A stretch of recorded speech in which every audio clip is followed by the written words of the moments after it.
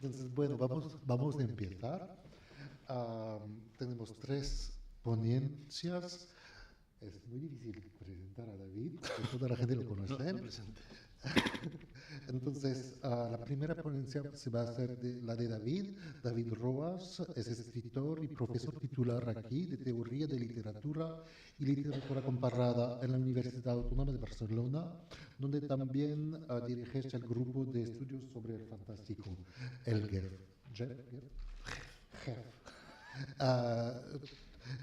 Eres especialista en literatura fantástica, ha dedicado a este género diversas obras, entre las que cabe destacar los siguientes ensayos: Teorías de lo fantástico, Hoffman en España, De la maravilla al horror, los orígenes de lo fantástico en la cultura española, La sombra del cuervo, Edgar Allan Poe y la literatura fantástica española del siglo XIX, perdón. Y Tras los límites de lo real, también una definición de lo fantástico. Asimismo, has publicado varias antologías, entre las que destaca La realidad oculta, cuentos fantásticos españoles del siglo XX, y tenemos también, eres autor de 4 libros de cuentos y microrelatos: Los dichos de un necio, Horrores cotidianos, Distorsiones e Intuiciones y delirios. Asimismo, es autor de la novela negra Celuloide Sangriento y del libro de crónicas humorísticas Meditaciones de un arponero. Y ahora vamos a escucharte para tu ponencia. El título es Nuestro vecino, el vampiro, hacia la naturalización del monstruo. David. Muchas gracias, Jean-Philippe. Gracias a la organización por invitarme. Ya está, todo el público en tus manos. Voy a tratar de leer porque yo soy un morcillero constante y voy a agarrarme a 9 folios que juro respetar esos 20 minutos que tenemos todos por delante y que espero que todo el mundo lo haga. Abro el director del Congreso. Si examinamos los orígenes del vampiro en las diversas tradiciones, me refiero desde la mesopotámica, las civilizaciones asirias, etc., la japonesa, la china, en las que este aparece, el vampiro se presenta siempre como un monstruo que se alimenta de seres humanos y que está dotado de poderes, llamémosle, sobrenaturales, características que se van a mantener con muchas variaciones y matices en sus posteriores encarnaciones literarias y artísticas. Ello determina que el vampiro sea considerado como un monstruo terrorífico, por 2 razones fundamentales. La primera, en un sentido físico, porque mata a los humanos para alimentarse de ellos, de ahí sus amenazadores colmillos y otros rasgos vinculados a su identidad de depredador. Estos a veces se olvidan en las últimas encarnaciones de ese ser. Y segunda razón, en sentido metafísico, porque es un ser imposible, es un ser fantástico. Esa segunda condición, además, lo vincula a 3 sentidos que creo esenciales, también recurrentes en las diversas encarnaciones del vampiro a lo largo de su larga historia. El miedo a la muerte, y con ello el miedo a lo desconocido, el miedo al ser que transgrede el tabú de la muerte, como ocurre con el fantasma y otros revenants, y el zombie del que hablará, por ejemplo, Sergi, así como el deseo de inmortalidad, pues el vampiro encarna también la esperanza de vencer a la muerte, y aquí lo podríamos vincular al mito de Frankenstein, por ejemplo. De ahí que la dimensión amenazadora como depredador adquiere también una inevitable carga moral negativa, puesto que alimentarse de humanos supone violar el gran tabú, y eso también lo relaciona con el gran monstruo posmoderno que es, como decía antes, el zombie. De ese modo, el vampiro ocupa en la memoria colectiva el lugar de la irracionalidad, de algo que se encuentra más allá de los límites establecidos por nuestra cultura. Por eso la mayoría de las historias de vampiros, por más cotidianas que sean, reflejan el temor que esos seres causan en los humanos, porque son una amenaza para nuestra idea de lo real, son imposibles, son fantásticos, y también, evidentemente, porque son una amenaza para nuestra integridad física. Planteados estos sentidos muy rápidamente, recurrentes del mito del vampiro, voy a examinar hacia dónde ha evolucionado o está evolucionando tanto en literatura como en el cine, en el cómic o en la ficción televisiva de esta época, llamémosla posmoderna.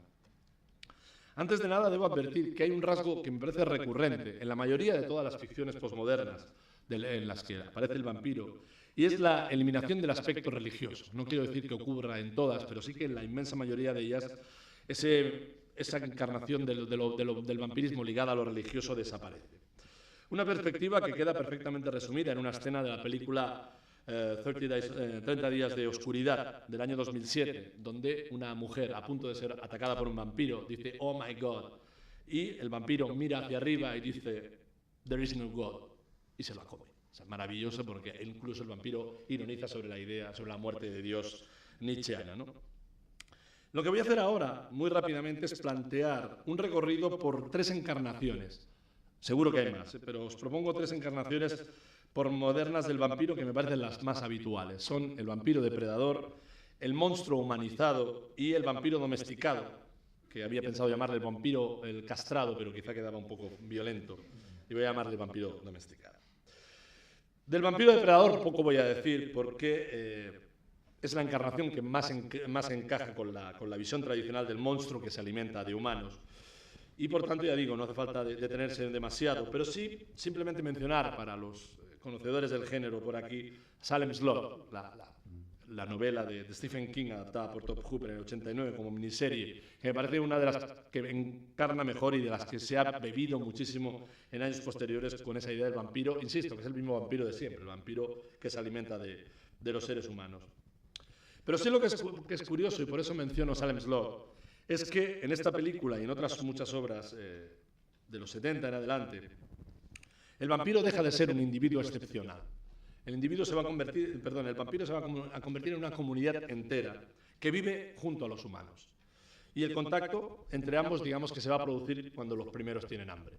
Pero ya no es el ser excepcional que aparece por ahí, sino que hay una comunidad, una raza, una especie que convive espacial y temporalmente con los humanos. Solo cito algunas, y las cito en castellano los títulos. Abierto hasta el amanecer, de Robert Rodríguez, la citada 30 días de oscuridad, una película alemana muy interesante con vampiras, titulada en alemán, bueno, lo digo en castellano, Somos la noche, o en Proud, que no tiene traducción, del año 2010. Esta idea del vampiro como comunidad en lucha contra lo humano o explicaría de algún modo esas cantidad de películas que se han creado en torno a los cazadores de vampiros. Desde el Vampires, que yo creo que es la madre de todo el asunto, que es la película de John Carpenter, que es un spaghetti western con vampiros, que toma mucho, evidentemente, de Salem's Lot. Y ahí es curiosa, y la cito, la de Vampires de John Carpenter, porque los cazadores de vampiros trabajan para la Iglesia Católica. La población en general no sabe que hay vampiros, sino que hay estos tipos que los paga el Papa para que vayan matando vampiros por el mundo.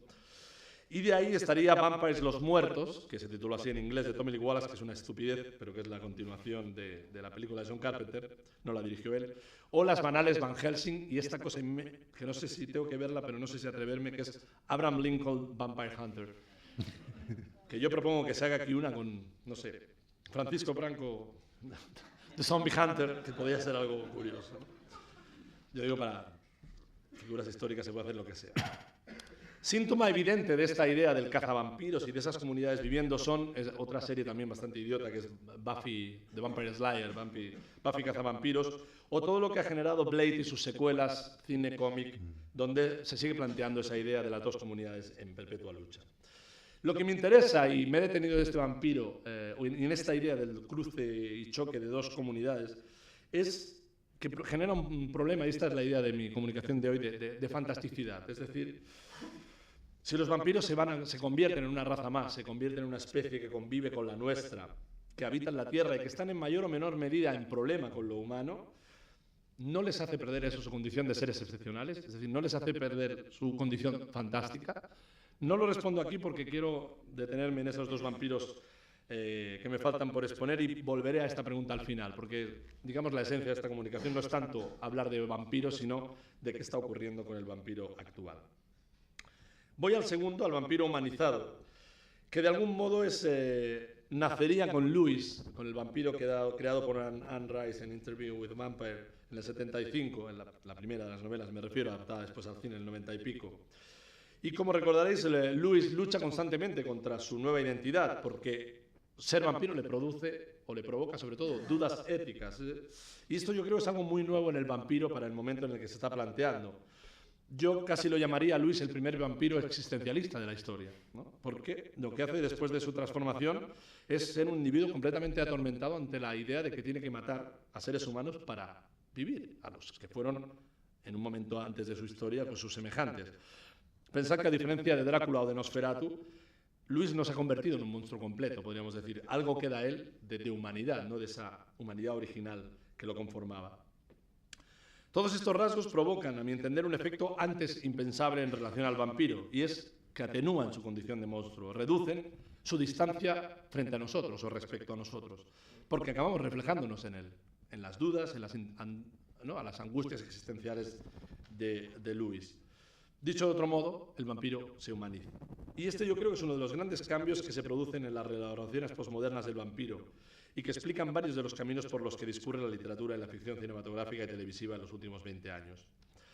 Debo decir que ya Werner Herzog la explora en Nosferatu Phantom der Nacht, Nosferatu Fantasma de la Noche, del 79, donde hibrida la novela de Stoker y la particular versión que hizo Murnau.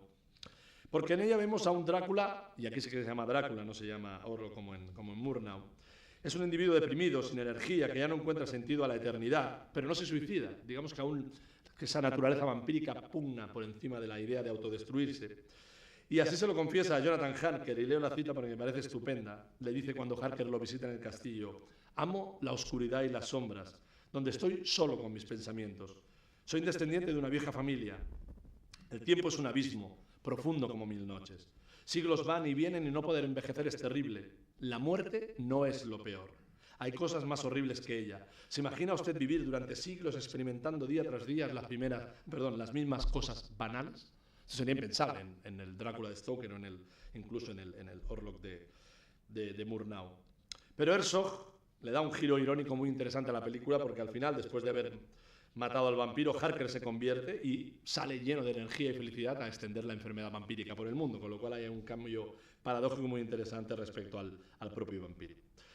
Volviendo a la novela de Anne Rice, la primera me refiero, esta lleva a cabo otra innovación interesante, que añade un nuevo factor de humanización del vampiro, sin que éste pierda su dimensión fantástica y terrorífica, y esto es lo esencial. Y me refiero al personaje de Claudia, esa niña vampira, atormentada porque sabe que nunca crecerá y que exteriormente será siempre un ser infantil, con todo lo que eso significa para su entorno social y evidentemente para su sexualidad. Un aspecto heredado por la excelente, yo creo que la mejor película de vampiros de los últimos muchos años, que es Déjame entrar, de Thomas Alfredson, me refiero a la sueca, cuya protagonista, Ellie, es una niña vampira también, una brutal depredadora que por su aspecto infantil necesita de los cuidados de un ser humano. Lo esencial de la película es la historia de amor que surge entre ella y el otro niño, Oscar, también atormentado, en su caso por una familia desestructurada y sobre todo por los abusadores de su colegio. Y si bien lo interesante es que Ellie nunca va a renunciar a lo que es, a un vampiro terrible, no va a matar a Oscar, pero no lo mata solo por amor, que es también lo que plantea la película, sino porque, y eso no hay que olvidarlo, entre ellos se establece una relación simbiótica. Ella lo libra de esos seres violentos que lo atormentan, pero Oscar será años después el adulto que consiga sangre para alimentarla, como hemos visto que ocurría con ese individuo mayor que durante la primera parte de la película cuida de ella. Pero lo esencial, y esto es lo que quiero retener, es que nunca dejamos de ver a Ellie como un monstruo depredador, y a la vez compartimos su desazón, su angustia ante lo que es y lo que ello implica. Aunque la innovación de Anne Rice que más ha contribuido a esa humanización del vampiro ha sido la de darle voz, convertirlo en narrador de su historia. Un proceso recurrente en la literatura fantástica de las 2 últimas décadas. Dar voz al ser imposible supone una radical transgresión de una de las convenciones tradicionales de lo fantástico, porque, y cito a Rosalba Campra, el otro, tanto histórica como ficcionalmente, resulta afásico para los que lo juzgan a partir de la propia realidad. La historia fantástica siempre nos ha llegado desde la misma perspectiva, desde la voz humana, la del protagonista, víctima de esos indeseables encuentros con las criaturas del otro lado, o la de un narrador externo y neutro, pero que de todos modos se coloca en un espacio homogéneo de la humanidad, el espacio metafórico al que también pertenece el lector. La razón es muy sencilla, el ser fantástico está más allá de lo real, más allá de lo humano, y por ello siempre ha sido la fuente del conflicto y del peligro. Su perspectiva de los hechos no nos interesaba, puesto que en quien nos reflejábamos era en el humano, en el protagonista que sufría el acoso del ser imposible.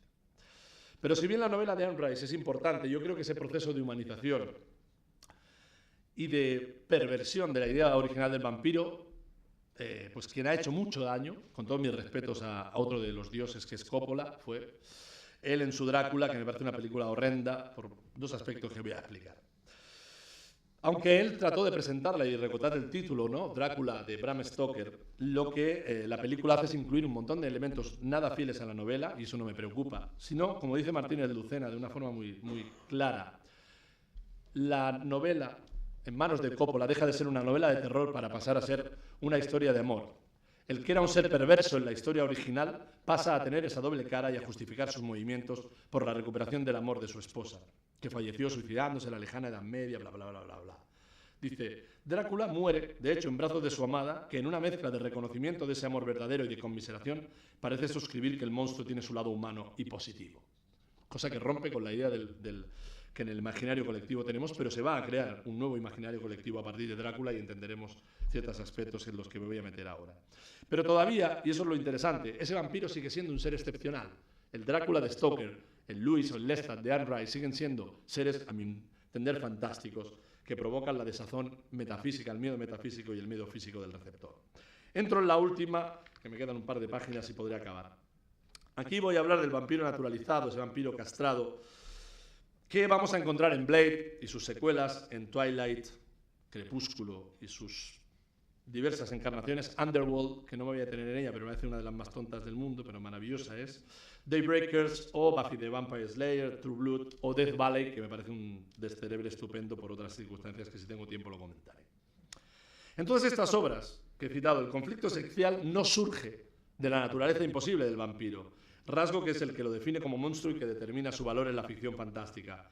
Su imposibilidad queda al margen, y las historias se van a centrar o bien en la batalla por el poder entre humanos y no humanos, o bien en la exterminación de unos por otros, o bien en el retrato de la convivencia entre ambas comunidades.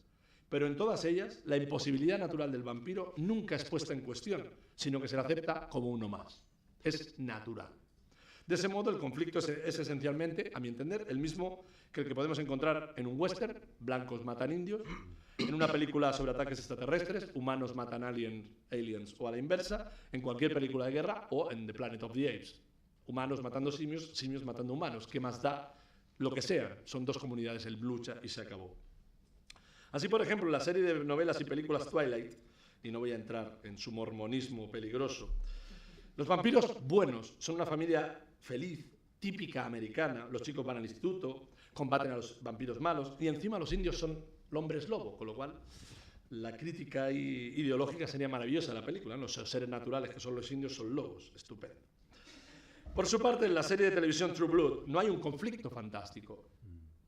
Cada comunidad, la vampírica y la humana, comparten espacio, pero bueno, los vampiros se portan bien, toman esa sangre, tienen poderes sexuales maravillosos que los humanos quieren tomar, pero no hay problema alguno con ellos en lo que se refiere a su fantasticidad, porque yo creo que no la tiene.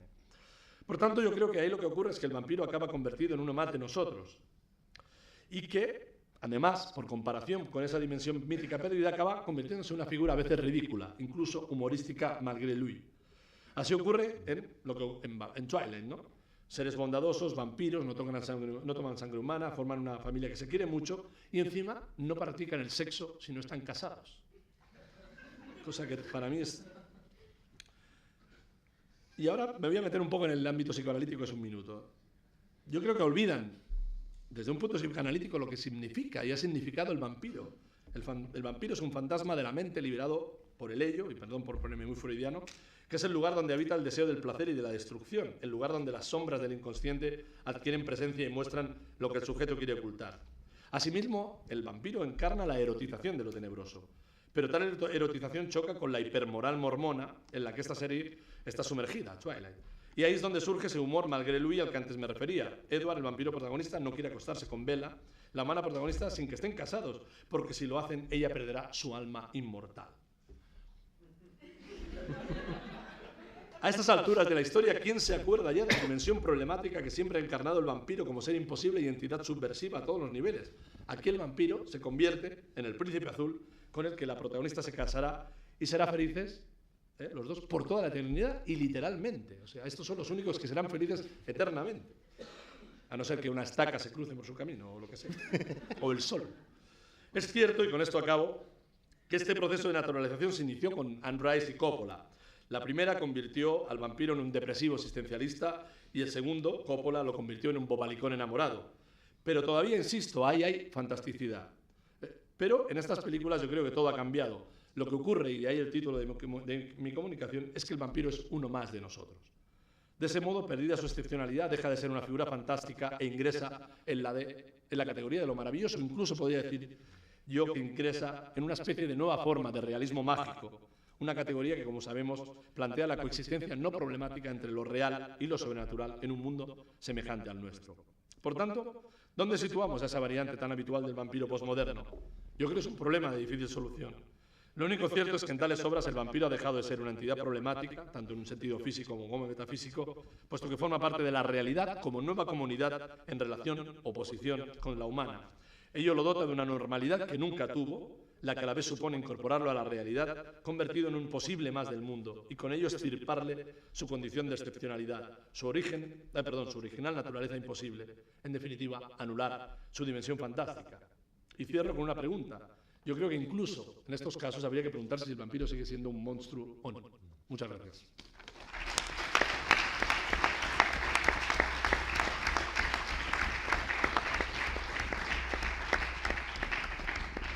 Muchas gracias a ti, David. Haremos las preguntas después. La segunda ponencia es la de Bernat Castañi Prado, de la Universidad de Barcelona. Bernat es profesor de literatura hispanoamericana y estudios literarios en la Universidad de Barcelona.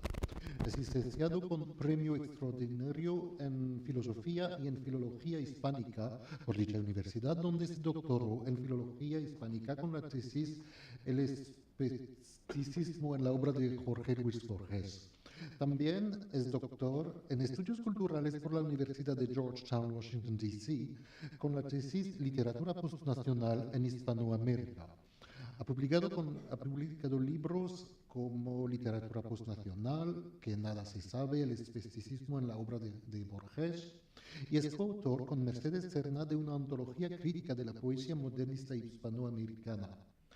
Has publicado también diversos artículos en revistas como Cuadernos Hispanoamericanos, Análisis de Literatura Hispanoamericana, Monteagudo y Analecta Malacitana. Y hoy el título de la ponencia es Monstruosidad e infinito en la literatura fantástica contemporánea. Gracias. Bueno, yo sí quiero agradecer a la organización por haber aceptado mi propuesta y por poder estar aquí. Voy a hacer un pequeño resumen al principio porque lo más probable es que no pueda acabarlo y tenga que cortarlo por lo sano. El propósito de este trabajo es explicar el tratamiento que la literatura fantástica española de las últimas décadas ha realizado de la figura del monstruo a la luz de un debate filosófico-literario milenario, ¿no?, que a lo largo de los siglos ha enfrentado a autores de sensibilidad idealista y autores de sensibilidad materialista acerca del carácter ontológicamente finito o infinito del universo, ¿no? Entonces, en la primera parte intentaré explicar qué quiere decir esto de infinitud o finitud ontológica y estudiaré la figura del monstruo en tanto que metáfora ontológica usada de diferentes modos por estos dos autores en Lit. Y en la segunda parte intentaré conectar la literatura fantástica española contemporánea con esta tradición, lo que yo creo que podría dar una profundidad filosófica mayor y convertirla más interesante, ¿no? Bueno, me salto al principio. El hecho de que la deformidad del monstruo no violente solo límites físicos, como todos sabemos, sino también ontológicos, ha supuesto que muchos filósofos y escritores utilizasen dicha figura como una metáfora de sus concepciones acerca de la realidad. Así pues, el monstruo, además de variar en función de su localización histórica o geográfica, como dice Ana Casas, también cambia en función de la concepción filosófica desde la que es enunciado. Y donde la figura del monstruo, en tanto que metáfora ontológica, ha sido especialmente productiva, es en el seno del milenario debate acerca del carácter ontológicamente finito o infinito de la realidad.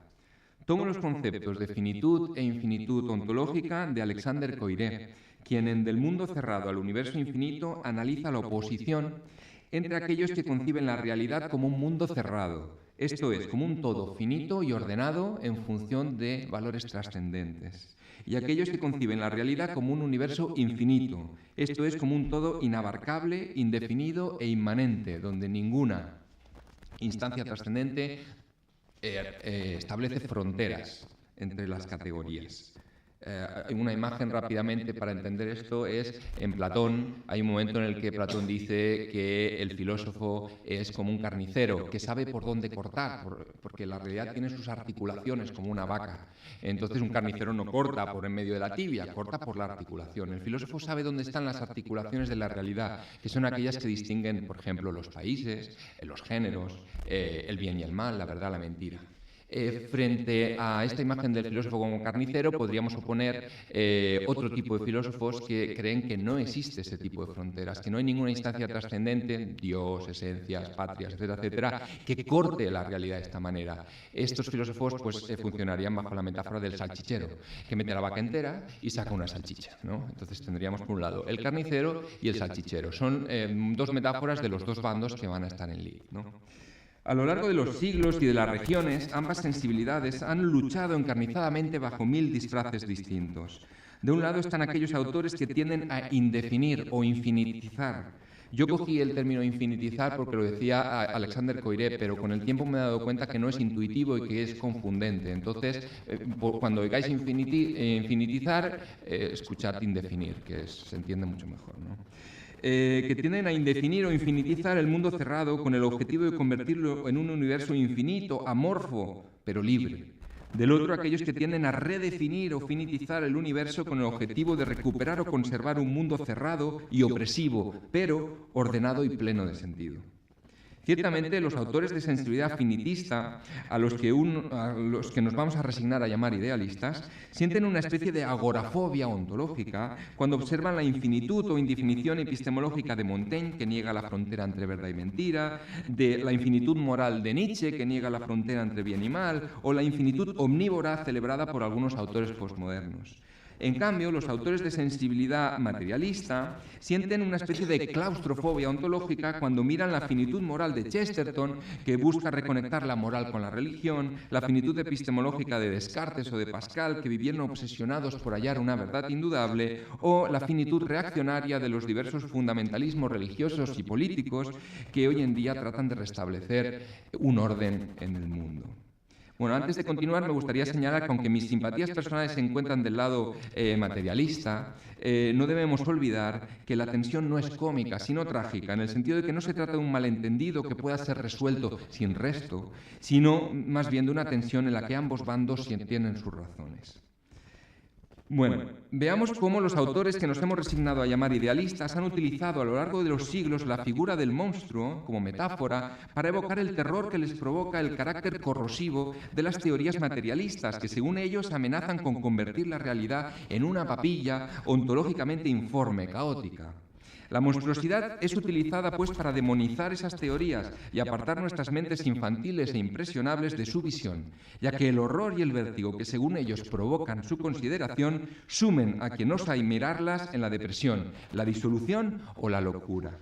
Tal es el caso, por ejemplo, del breve relato Cómo encontré al superhombre, de Chesterton, escéptico, fideísta y conservador, que se opone a la filosofía nietzscheana presentando al superhombre como un ser monstruoso, cuya indefinición física es correlato de la indefinición ontológica y moral que el pensador alemán atribuía a la realidad. Recordemos asimismo cómo Pascal llamaba a Montaigne el gran adversario, uno de los nombres de ese monstruo de monstruos que es el demonio, porque el escepticismo pirrónico que éste propugnaba en sus ensayos y que suponía la erosión de la frontera entre verdad y falsedad le tentaba con vértigo. También Malebranche intentará apartarnos de Montaigne al afirmar en La búsqueda de la verdad que este es un monstruo disfrazado que nos tienta con su amabilidad para inocularnos su veneno.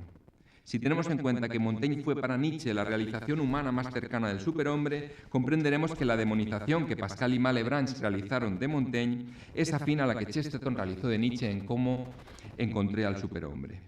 Pero también Jerónimo en el siglo IV demonizará a Lucrecio, autor del Rerum Natura, Evangelio del Materialismo, al que presentará como un monstruo que se suicidó tras enloquecer a los 44 años, una edad sospechosamente divergente de aquella en la que murió Jesucristo. Con todo, San Jerónimo no hacía nada más que seguir los pasos de los primeros enemigos de los epicúreos, cuya doctrina poetizaba a Lucrecio, y que no se limitaron a equipararlos a los cerdos, porque no podían levantar la cabeza y mirar al cielo, sino que también los acusaron de ejercer el proxenetismo, gastar fortunas en comida, vomitar varias veces al día, realizar orgías nocturnas y otros muchos rasgos monstruosos semejantes a los que escribe Norman Cohn en Los enemigos interiores de Europa. Perdonadme. Pasemos ahora a ver de qué modo los materialistas entonan el símbolo del monstruo en su lucha contra el idealismo. Para empezar, los autores materialistas utilizan la figura del monstruo para desacreditar las ficciones filosóficas, teológicas o políticas con las que los hombres se atormentan a sí mismos, ya sea por su ignorancia o debilidad infantil, ya sea por el esfuerzo propagandístico de los idealistas. Recordemos, por ejemplo, a Borges, quien afirma en una vindicación de la Cábala que el concepto de Trinidad no es solo una ficción, sino también una monstruosidad, pues un Padre, un Hijo y un espectro articulados en un solo organismo parece un caso de teratología, una deformación que solo el horror de una pesadilla pudo parir. Del mismo modo, Montaigne dirá en sus ensayos, refiriéndose a las múltiples trascendencias que atormentan a los seres humanos, que estos temen, que los hombres temen lo que ellos mismos inventaron, del mismo modo que los niños se asustan del compañero a quien ellos mismos han pintado el rostro. Tras lo cual concluye que no hay nadie tan desgraciado como el hombre, dominado por sus propias ficciones. ¿Vale? Bueno, voy a saltar, pues si no es...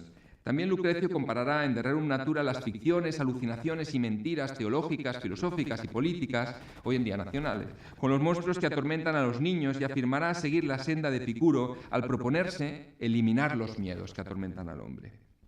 Pero los autores materialistas no se limitarán a utilizar la figura del monstruo para desacreditar las ficciones idealistas, sino que irán más allá, y esto es más interesante, y se la apropiarán, para luchar contra lo que consideran la más monstruosa de las ficciones idealistas. ¿Cuál es? Aquella que afirma que la idea de infinitud ontológica, definición ontológica, que sus teorías propugnan, ha de producir necesariamente en aquellos que las piensen el horror, la locura y la desesperación. Su objetivo es, pues, entonar la monstruosidad de tal manera que se nos aparezca normalizada y desconcertada y desconectada de ese pavor que le asocian los idealistas por considerarla símbolo del universo infinito y amorfo, que surge de sus enfoques. Hay como dos vías, yo he visto dos vías, ¿no? Una vía que sería lo sublime y otra vía que sería la normalización, que estaría en contacto con lo que ha explicado David. El primero en darse cuenta de este hecho será Lucrecio, que, inconsciente de la fuerte impresión que podía suponer su doctrina materialista en unos hombres poco preparados para asumirla con entereza, ya sea por su falta de formación, ya sea por la manipulación, decidirá darle una forma poética sublime. De este modo, ese frío, caótico y monstruoso universo materialista que, según sus adversarios, nos ha de sumir en el pánico y la desesperación, se nos revela como un lugar sublime. Así pues, la primera formulación de la sublimidad habría consistido en una estrategia para girar el terror que los idealistas le asociaban, con el objetivo de convertirlo en belleza y deseo de vida. Aquí nace una larga tradición de literatura antiterrorífica o incluso antiterrorista, que dura hasta nuestros días y que no busca ser leída contra la pared como sueña todo escritor de terror, sino antes bien de cara a la naturaleza, en un gesto de sublime superación del mismo. Como era de esperar, este uso liberador de lo sublime no es un invento de Lucrecio, sino que es la herencia de una larga tradición de ejercicios espirituales epicúreos que, según explica su máximo estudioso Pierre Hadot, tenían como objetivo liberar a los hombres del miedo. Como bien entendieron Nietzsche o Borges, la frecuentación de una idea, como por ejemplo el eterno retorno, era para los epicúreos una técnica para digerir los aspectos más duros de la teoría materialista, para liberarse también del miedo al más allá y para aprender a adherirse gozosamente al aquí y ahora. Es en este sentido que Nietzsche habla de aprender a sostenerle la mirada a lo monstruoso, al gran torrente de Heráclito, gracias a la sublimidad de la música y de la poesía. Lo único que es que su aristocratismo romántico le hacía creer que solo unos pocos hombres podían llegar a pensar sin filtros, cuando, según esta tradición, todos los hombres pueden liberarse del miedo. También los ensayos de Montaigne deben ser inscritos en esta tradición de ejercicios espirituales liberadores del terror. Sin embargo, el modo en que éste tendrá de superar el terror será diferente, y también esto entronca con otra línea que David Roas estudia entre los límites de lo real, que sería un poco la normalización del monstruo mediante el humor o la parodia, ¿no? Sin embargo, el modo que Montaigne tendrá de superar el terror, que el terror que supuestamente provoca la monstruosidad que los idealistas le achacan a la infinitud ontológica que implica la perspectiva materialista, no se basará tanto en la práctica de lo sublime como en su normalización mediante el escepticismo, el humor y la serenidad. Así, en De los caníbales, Montaigne emprenderá la tarea de normalizar a los caníbales, que en ese momento eran considerados monstruos. ¿Cómo? Dándoles la voz.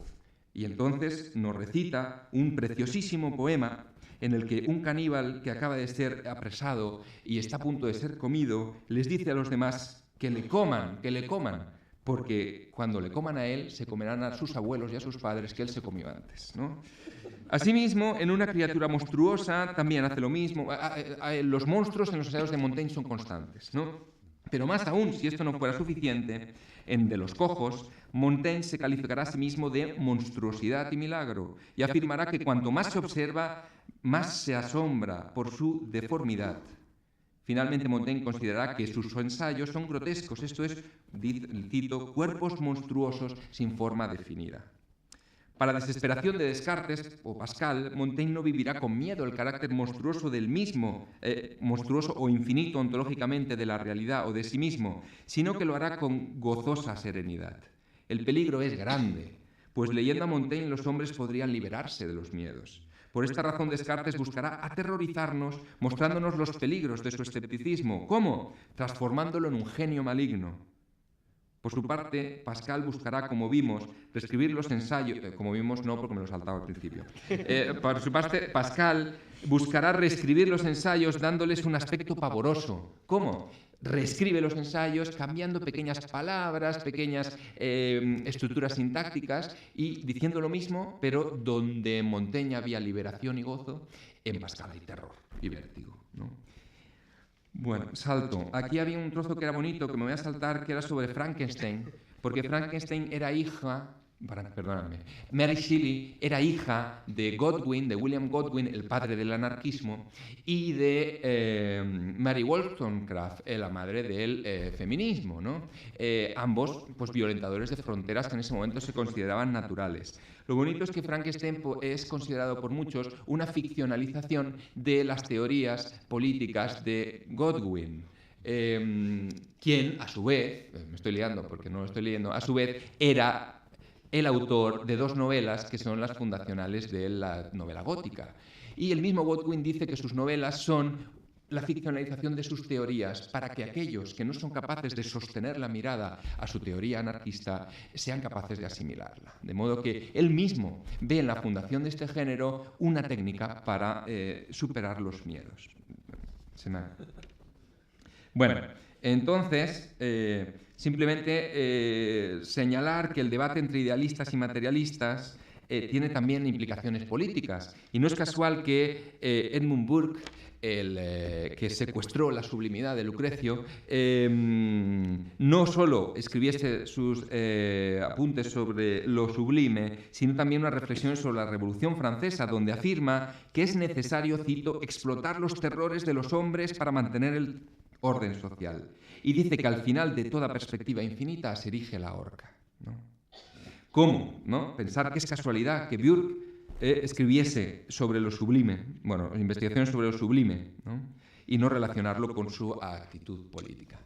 Bueno, no os perdéis mucho en la segunda parte, que me voy a saltar porque yo realmente no soy especialista en literatura fantástica española. Entonces, bueno, he leído todo lo que he podido, me he quedado fascinado con todo lo que hay, pero entonces lo que yo os puedo explicar aquí no era mucho. Lo único que quería hacer era decir que España, tras la contrarreforma, el momento en el que Fernando Iwasaki dice, citando a Vargas Llosa, que se jodió el país, pues no hubo una tradición materialista, de modo que no había contra qué oponerse. No había nada contra lo cual entonar o declinar la metáfora del monstruo. Entonces se siguieron...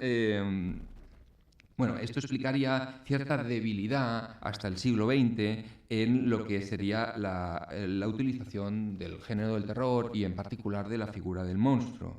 Bueno, está mejor explicado, pero bueno.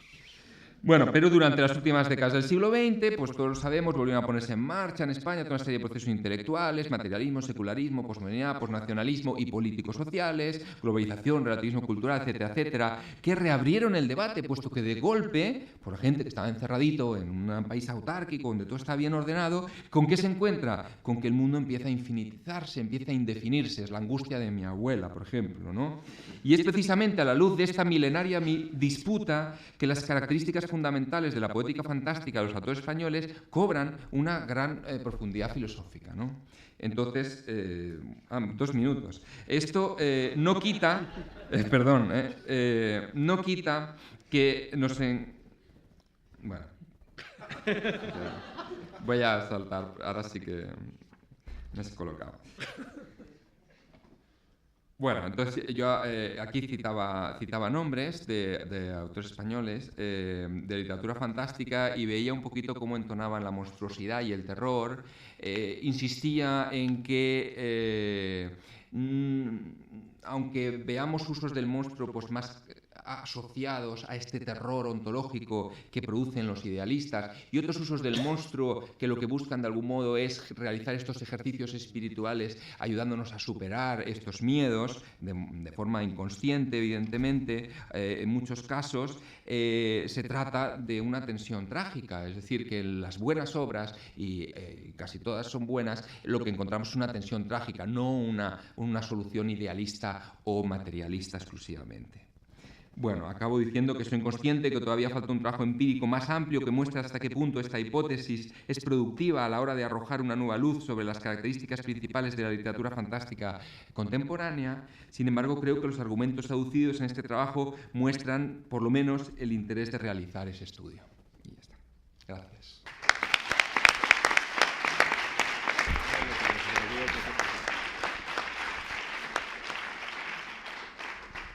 Mil gracias, Bernat. Soy seguro que tendremos un montón de preguntas entre las dos ponencias.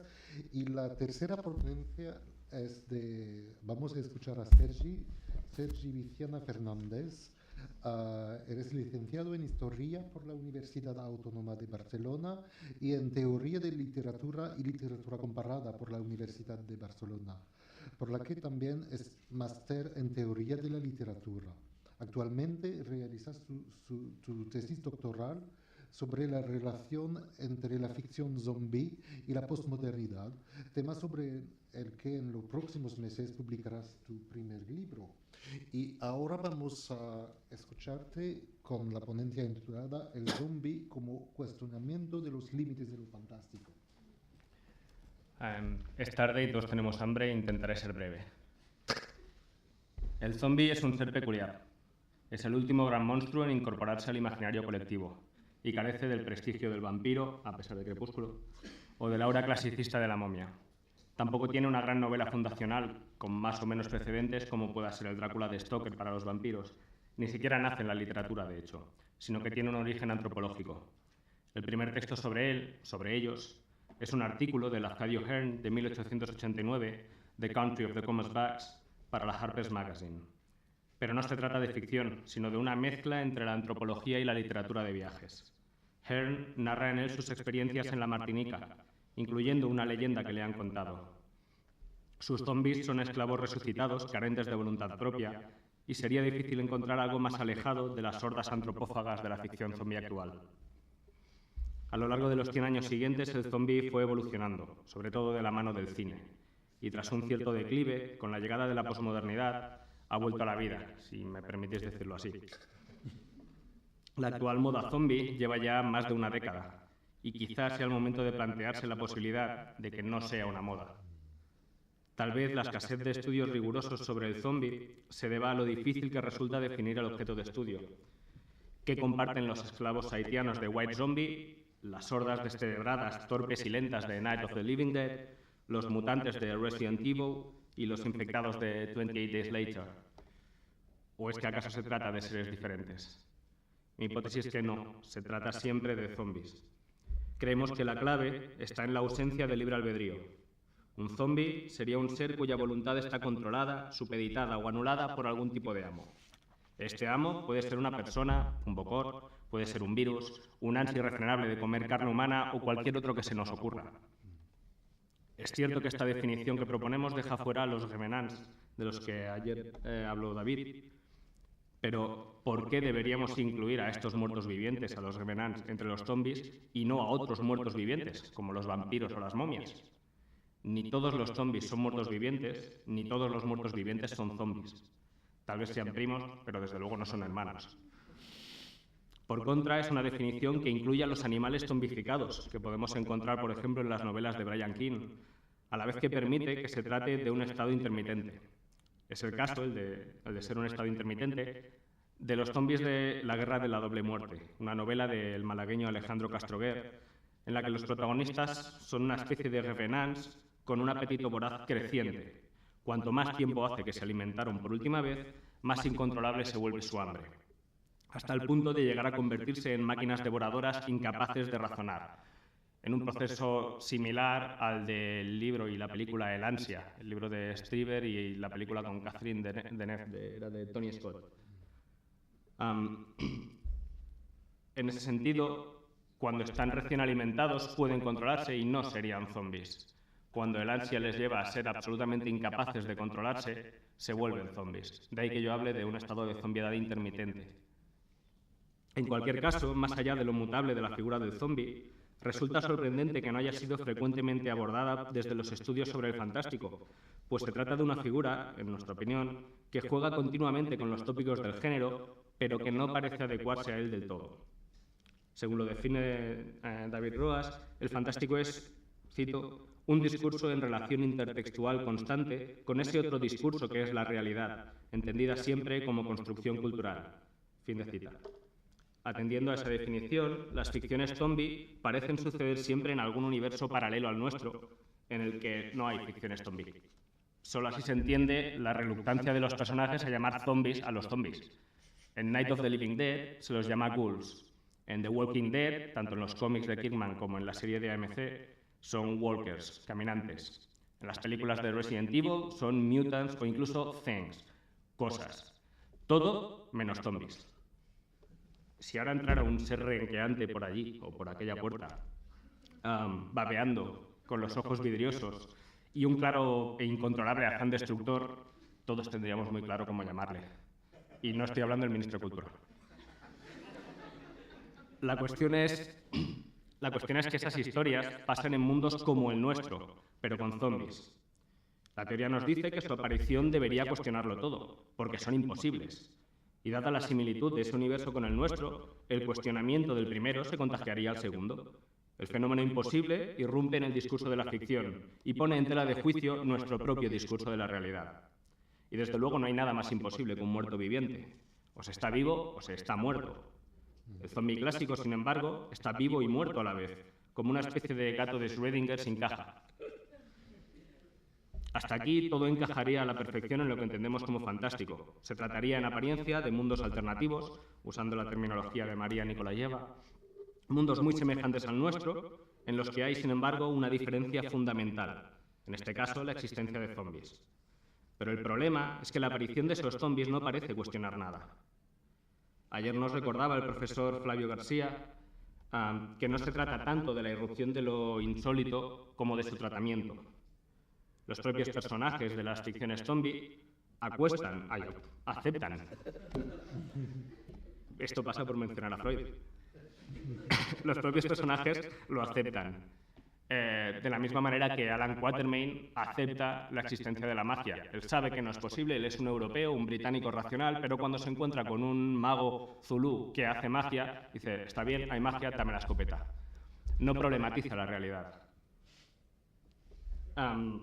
Los personajes evidentemente tienen miedo, pero se trata más del miedo físico ante el peligro de muerte que del horror cósmico que produce Cthulhu, otro ser que está vivo y muerto a la vez.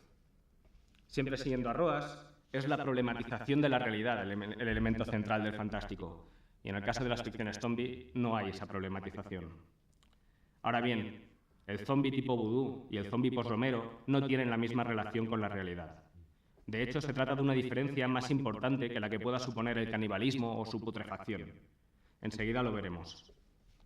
El gran desembarco del zombie en Occidente fue con los libros de viajes de William Seabrook, The Magic Island, de 1929, y John Huston Gray, Black Baghdad, del 33, y Cannibal Cousins, del 34, que fueron acompañados de 2 documentales horribles, Voodoo Land y Voodoo. Añoraréis Crepúsculo. Ambos documentales del 32-33. Se trata de literatura de viajes y de documentales. En principio, se supone que extremo realismo. Se supone que no es ficción. Los zombies se presentan como una realidad, pues, parte integral del vudú. De ahí que el artículo 249 del Código Penal haitiano de 1928 rezara, cito, «También se considerará intento de asesinato el empleo contra una persona de sustancias que, sin causar la muerte real, produzcan un estado comatoso más o menos prolongado. Si tras la administración de dichas sustancias la persona es enterrada, el acto será considerado asesinato, con independencia del resultado que se siga de dicho entierro».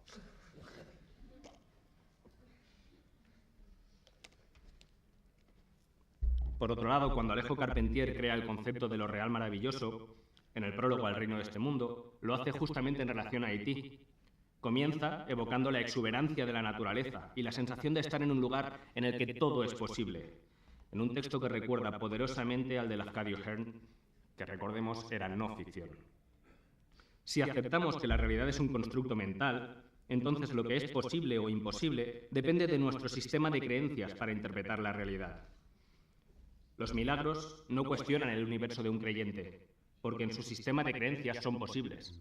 No se trata de que de verdad vayamos a tener un milagro, sino de que si apareciera un milagro, para un creyente no se cuestionaría su discurso de la realidad. En el sistema de creencias del vudú, los zombies son algo real y posible. Los relatos de zombie tipo vudú aceptan ese sistema como válido, de manera que no entrarían dentro del fantástico, sino, en todo caso, del realismo mágico.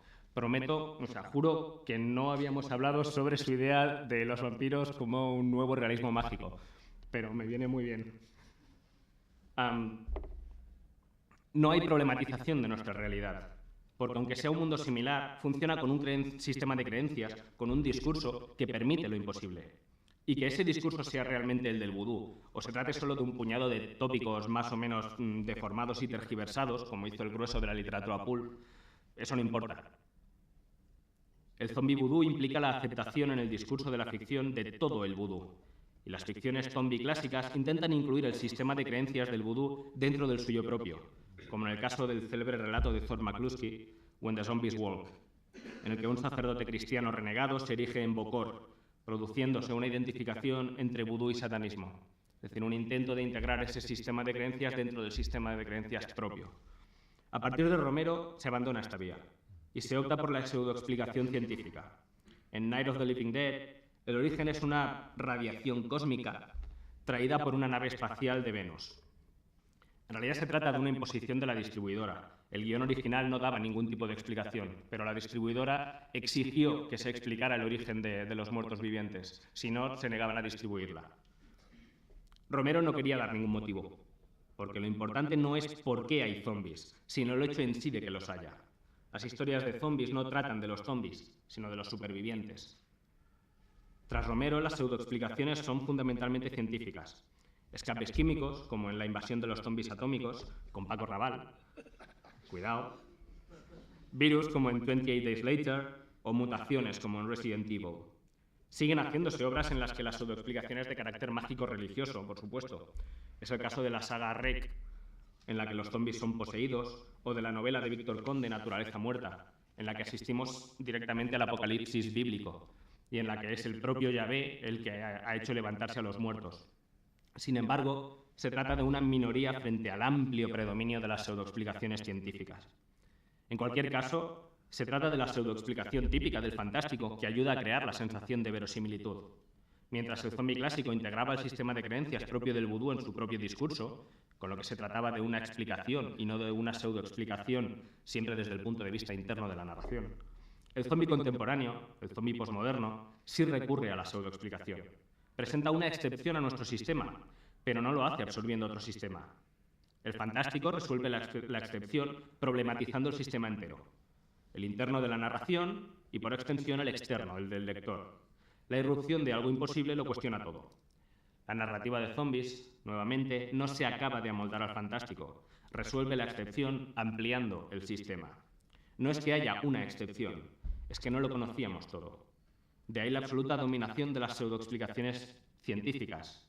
Es un virus diseñado genéticamente por los soviéticos y liberado por terroristas chechenos, como en Apocalipsis Z de Manuel Loureiro. Un virus que produce mutaciones en el huésped, como en World War Z de Max Brooks. Unos demonios liberados en un intento de comprender lo que es el infierno, como en REC. No importa.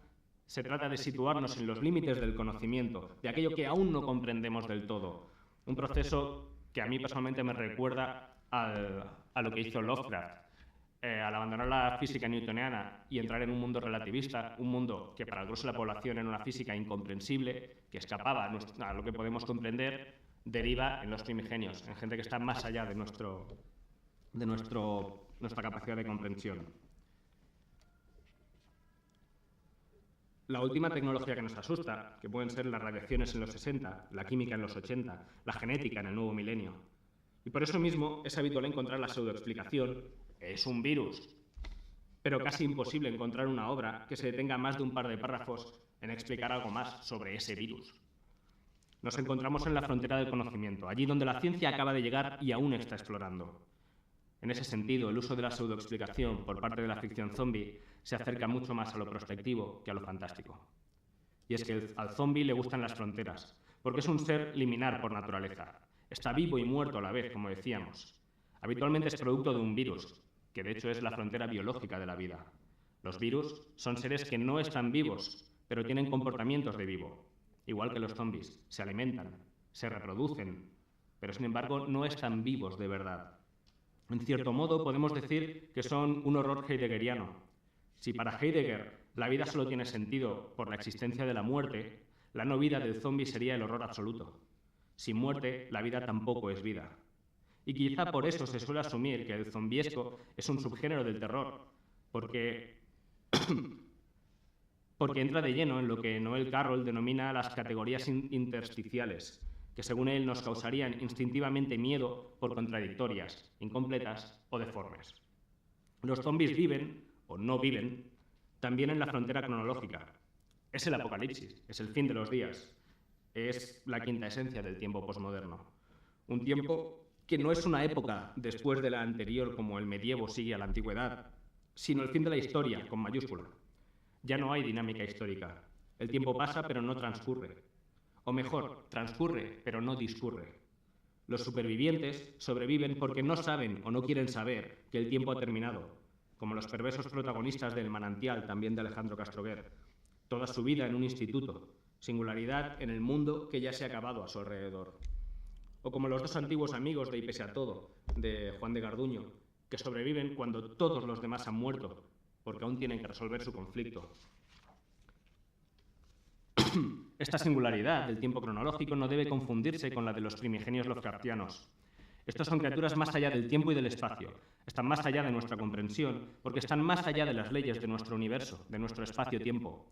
Arlie es una ciudad muerta, pero sigue viva al mismo tiempo. Como Cthulhu está muerto y durmiendo a la vez.